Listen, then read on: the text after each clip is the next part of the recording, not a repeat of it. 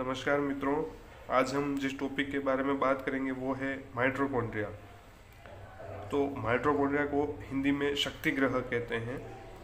जो माइटोकॉन्ड्रिया होता है दोस्तों, वो एक डाई द्वारा अभिरंजित होता है जिसका नाम है जीनस ग्रीन नामक डाई द्वारा अभिरंजित होता है। इसके बारे में दोस्तों मैं आगे वीडियो में बताऊंगा कि जीनस ग्रीन डाई क्या होती है।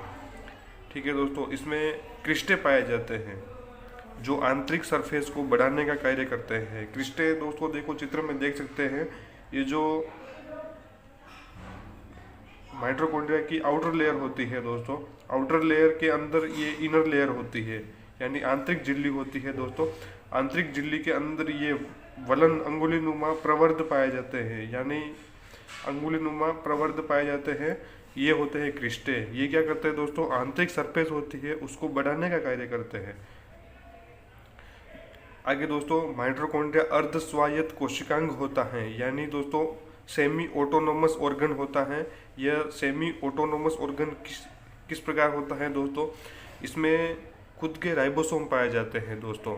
तो खुद के राइबोसोम का कार्य होता है दोस्तों, जो राइबोसोम होते हैं उनका कार्य होता है कि प्रोटीन का संश्लेषण करना, वसा और प्रोटीन का संश्लेषण करना। तो जो अर्ध स्वायत्त कोशिकांग इसलिए कहते हैं कि 100% जो प्रोटीन होता है उसका संश्लेषण तो माइटोकॉन्ड्रिया खुद स्वयं नहीं कर पाता।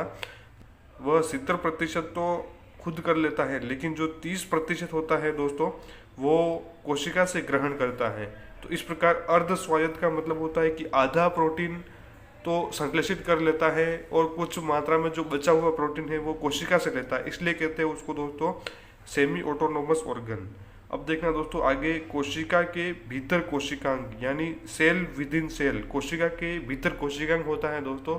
यह सेल के अंदर सेल होता है जो अपने कुछ काम स्वयं कर सकता है, इसलिए दोस्तों इसको कहते हैं कोशिका के भीतर कोशिकांग यानी सेल विद इन सेल। इसमें जो विभाजन पाया जाता है दोस्तों वह होता है विखंडन द्वारा।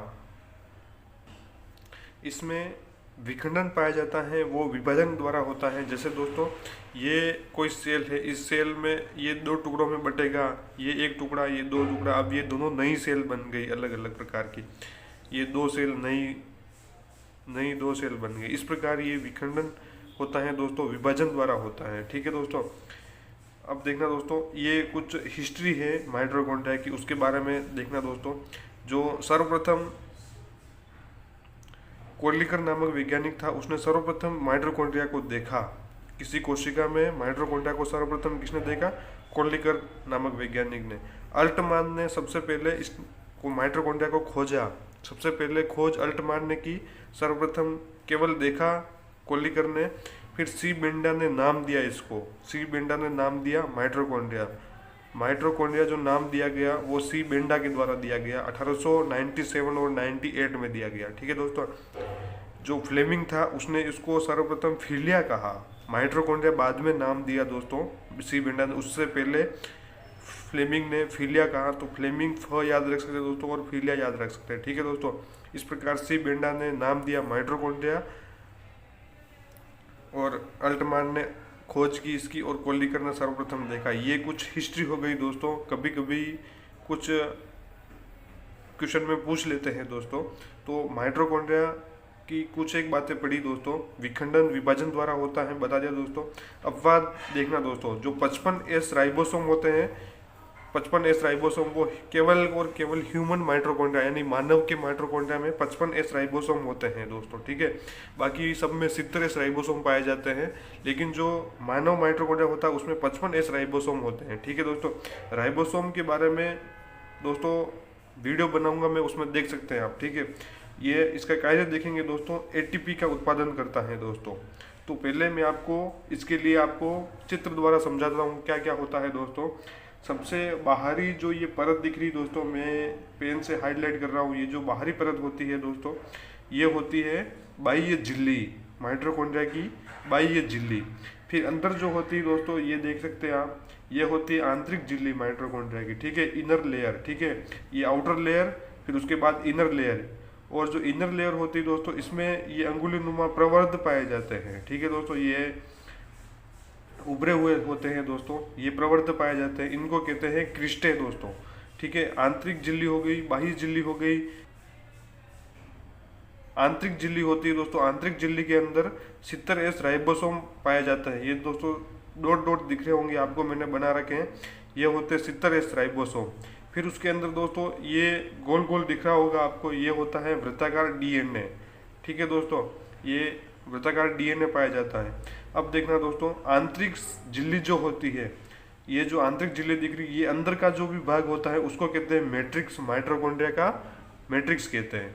ये जो आंतरिक झिल्ली के अंदर वाला भाग होता है, ये डॉट डॉट बना रखे हैं मैंने दोस्तों, ये मैट्रिक्स होती है। उसके बाद ये जो बाह्य झिल्ली और आंतरिक झिल्ली के मध्य का जो भाग है, ये देखो दोस्तों, ये डैश डैश जो बना रखा है मैंने, ये होता है साइटोसोल, माइटोकॉन्ड्रिया का साइटोसोल होता है दोस्तों। ठीक है, तो मैट्रिक्स और साइटोसोल समझ में आ गया दोस्तों। वृत्ताकार डीएनए मैंने बता दिया दोस्तों, ये जो बीच में गोल होता है ये वृत्ताकार डीएनए। फिर देखना दोस्तों, ये जो अंगुलिनुमा प्रवर्ध होते हैं जिसको क्रिस्टे कहते हैं, इस क्रिस्टे के ऊपर ये कुछ कण पाए जाते हैं दोस्तों। ये जो कण होते हैं दोस्तों, ये F1 और F0 कण कहते हैं इनको। ये क्या कार्य करते हैं दोस्तों, आगे हायर क्लासेस में पढ़ेंगे दोस्तों। उसके बाद देखना दोस्तों, अपवाद बता दिया मैंने दोस्तों, ये एटीपी का उत्पादन करते हैं दोस्तों, माइटोकॉन्ड्रिया में एटीपी का उत्पादन होता है। क्रेब चक्र और ईटीसी, इलेक्ट्रॉन ट्रांसपोर्ट साइकिल होता है दोस्तों। एक होता है क्रेब साइकिल और एक होता है ईटीसी, इलेक्ट्रॉन ट्रांसफर साइकिल। ठीक है दोस्तों, ये जो क्रेब चक्र होता है, ये होता है माइटोकॉन्ड्रिया की मैट्रिक्स, यानी क्रेब चक्र इसके अंदर होता है, क्रेब चक्र। ठीक है, और ईटीसी होती है साइटोसोल के अंदर, यानी ये जो ये भाग होता है इसमें होती है ईटीसी।